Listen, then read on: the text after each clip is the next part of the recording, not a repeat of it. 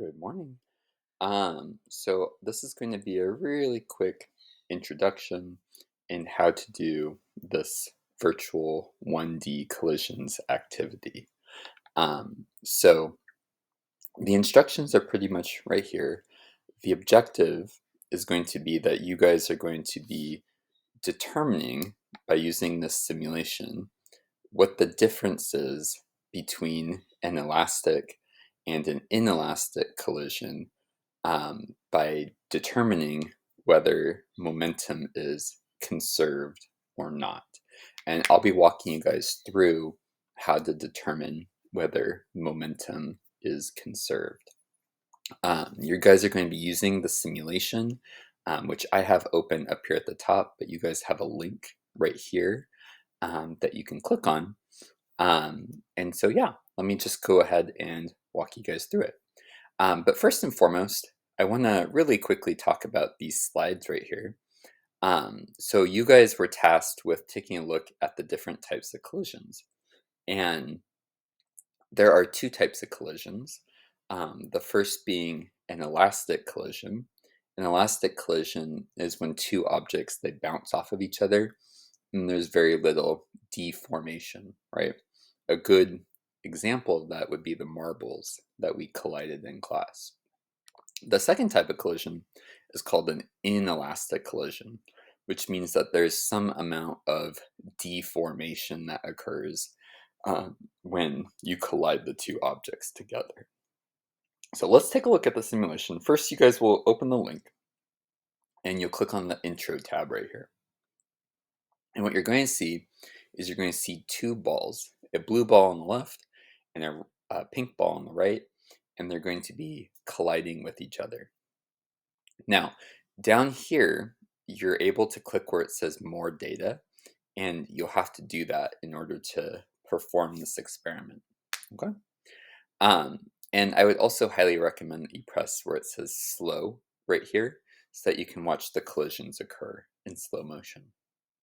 Now, when you guys tackle this activity, you're going to be doing, as I said, 3 different collisions. So let's jump to it. The first collision, it says to do it with the blue ball as 1 kilogram and the pink ball as 3 kilograms. So let's go ahead and do that. So we got 1 kilogram, and we'll go ahead and do 3 kilograms right here. And then the next thing that we're going to do is we're going to determine their speed. So the blue ball will be going at 3 meters per second, and the pink ball will be going at 0 meters per second. So let's go ahead and fix that. So velocity is 3, and the pink ball is 0. Okay. And next, what the table is going to have you do is list off their momentums right here. So you can read off the momentums from the simulation right here.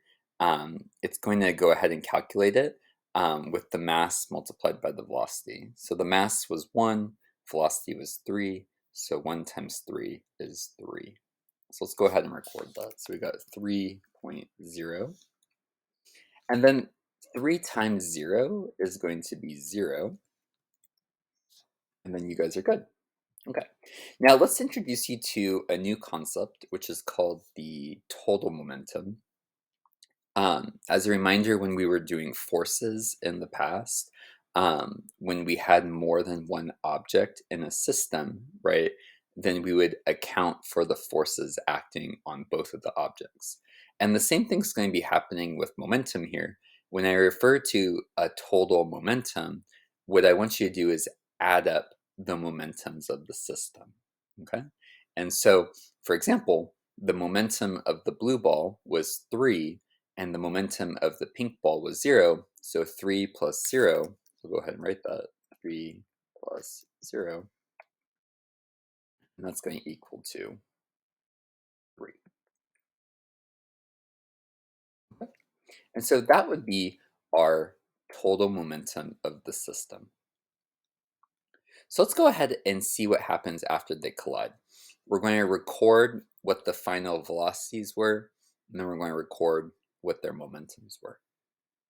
So let's go ahead and collide them. Cool. All right. So that's good. All right, so you can see, and I just went ahead and stopped it because it records the values down here. So the new values are going to be negative 1.5 for the blue ball and positive 1.5 for the pink ball. So negative 1.5, we have positive 1. And you could go ahead and calculate the momentum, but it also will give you the momentum right here. So negative 1.5 and 4.5. So negative 1.5, positive 4.5. Okay. So if we were to calculate the total momentum, again, we have to add it up for the whole system. So what we're going to do is we're going to take negative 1.5, we're going to add 4.5,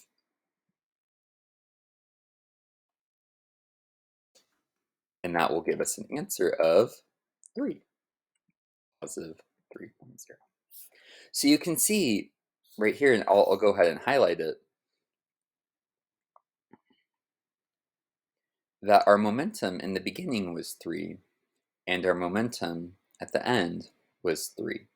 So for a 100% elastic collision, we would say that momentum is conserved because the initial momentum is the same as the final momentum.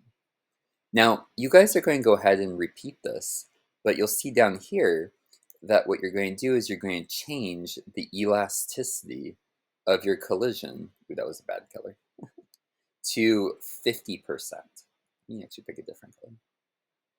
And so you can do that actually really easily in the simulation by just coming over here and resetting it first off so that it's the exact same collision. You'll notice that it's 1 and 3 and then 3 and 0. And then come right here to where it says elasticity.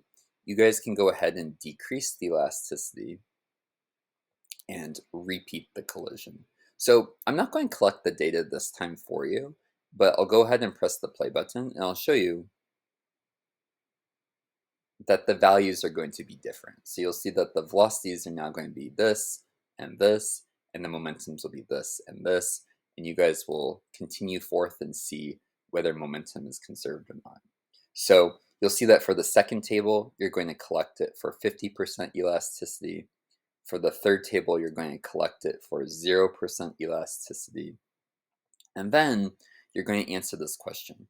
Um, Please answer this question in a complete sentence. Okay, so that's collision number 1. You also are going to do it for collision number 2 and collision number 3. And then at the very end, you guys are going to answer this question right here using a claim evidence reasoning statement.